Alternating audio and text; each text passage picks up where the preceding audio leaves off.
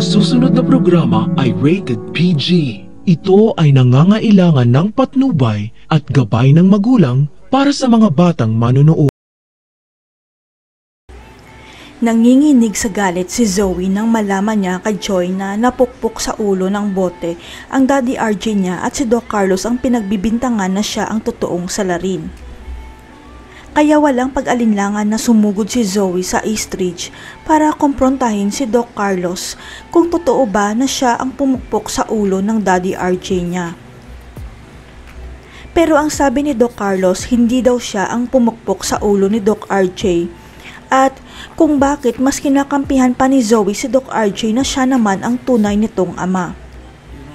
Katulad ni Annalyn, hindi naniniwala si Zoe sa sinabi ni Doc Carlos na hindi daw niya sinaktan si Doc RJ dahil siya lang naman ang may motibo para gantihan si Doc RJ.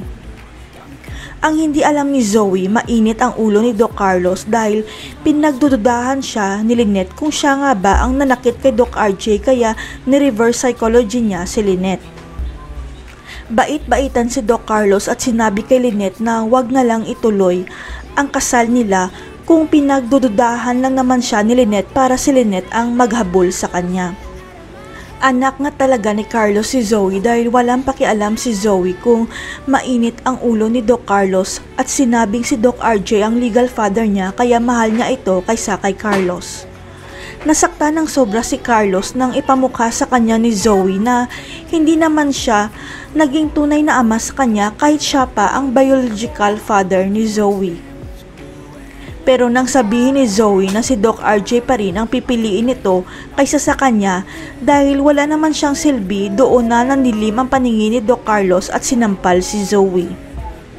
Ang hindi alam ni Carlos at Zoe, kitang-kita ni Nurse Neng ang pagsampal ni Carlos kay Zoe at pati siya nagulat kung bakit sinampal ni Carlos ang anak ni Doc RJ.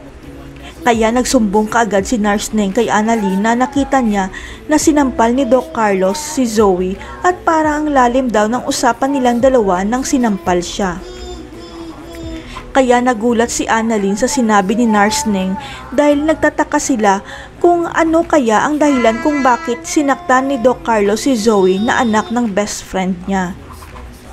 Hindi makakapayag si Annalyn na pati si Zoe na kapatid niya sa ama saktan rin ni Doc Carlos kaya dali-dali niyang hinabol si Zoe para tanungin kung bakit siya sinampal. As usual, i-deny na naman ni Zoe na kaya siya sinampal dahil wala siyang respeto sa tunay niyang ama at magsisinungaling siya na ipinagtanggol lang niya ang Daddy RJ niya. Pero hindi naniniwala si Annalyn at Nurse Neng sa palusot ni Zoe dahil malakas ang kutob nila na may mas malalim pa na dahilan kung bakit sinampal ni Carlos si Zoe. Ang hindi alam ni Carlos at Zoe, naka-record sa CCTV ang usapan nilang dalawa at nakita sa CCTV ang pagsampal ni Carlos kay Zoe kaya pupuntahan ni Annalyn ang security. Kakausapin ni Annalyn ang security office na kailangan nilang makita ang CCTV footage kung saan nag-uusap si Carlos at Zoe at tumigil ang mundo nila sa usapan ng dalawa.